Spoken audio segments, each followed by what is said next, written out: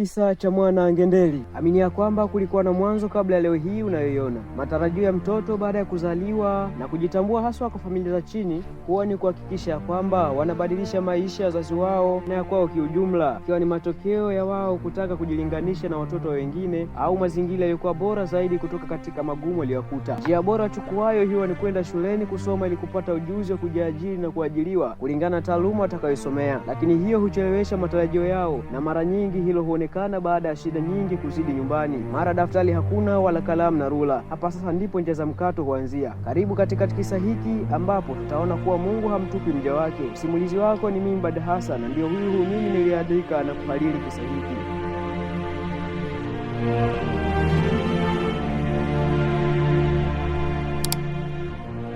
Katika mtaa wa Matabu maisha yalikuwa magumu. Baada ya mama Ngendeli kumzaa Ngendeli akiwa mtoto wa 6 kabla ya wengine 2 kuzaliwa, Ngendeli alishuhudia ugumu wa maisha ya familia yake kwa macho yake mwenyewe. Kula mchana na usiku kuhesabu kenchi ilikuwa kawaida, kwani hata singbodi haikuijua ni nini. Wazazi wake waliamua kumpeleka shuleni kama msukumo wa ugumu wa maisha, na huko ndiko ambako safari ya Ngendeli ilikuanzia. Asubuhi na mapema saa 12 alfajiri, Ngendeli alikuwa amelala kitandani bila usingizi. Akili yake ilikumbuka na kuwaza hali halisi ya maisha nyumbani kwao. Wakati huo Ngendeli alikuwa na umri wa miaka 7 tu.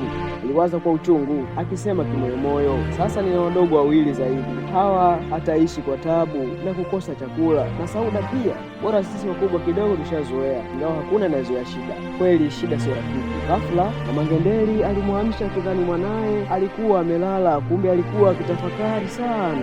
Wakati huo, mwanangu amka, kumekucha na makucha yake, mama Ngendeli alisema. Ngendeli alijibu kwa sauti ya utiifu, sawa mama, naamka sasa hivi tu. Mama Ngendeli alisisitiza, muda umeenda mwanangu, amka ujiandae, nilikwambia na kupeleka shule ukasome, au umekwisha sahau?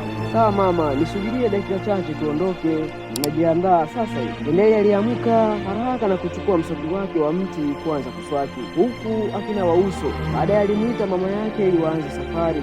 Walitoka ndani na kama ilivyo kawaida wazazi, mama Ngendeli alianza kumjuza mwanaye mawili matatu. Alimweleza Ngendeli ambaye alikuwa tegemeo lake kwa sasa, mwanangu, na kuomba usome kwa hali na mali, kama unavyoona jinsi maisha yetu yalivyo magumu. Ngendeli alimsikia mama yake na kisha akasema, sawa mama, nitazingatia unamwambia. Mama Ngendeli aliendelea kwa kumwambia mwanaye kwamba inatakiwa usome kwa juhudi, uwe kama madaktari bingwa hospitali ya Muhimbili. Ngendeli kwa udadisi wa mtoto akauliza, kwani mama, Muhimbili ndo wapi? Mama yake alijibu kwa tabasamu, usijali mwanangu, huwa uyaone. Ngendeli hakukata tamaa, ila mama, sijajua bado Muhimbili ni wapi. Mama Ngendeli alifafanua, mwanangu, Muhimbili ni hospitali iliyoko Dar es Salaam, nije raha. Ngendeli akashangaa, jamani mama, kumbe kuna sehemu ya raha. Sasa kwa nini sisi tusiende huko mama? Maana hata sasa hivi nina njaa. Mama Ngendeli alimtuliza mwanaye kwa kumwambia, mwanangu, usoma kwa juhudi, sehemu za raha, kula na kunywa zipo nyingi, ukiwa na maarifa zaidi, hiyo elimu itakupeleka huko. Ngendeli alionekana kuchanganyikiwa, elimu tena nipeleke huko vipi mama? Mama Ngendeli alijibu kwa utulivu, mwanangu, punguza wasiwasi, jiamini, mengine nitakujuza wakati ukifika, zingatia masomo kwanza.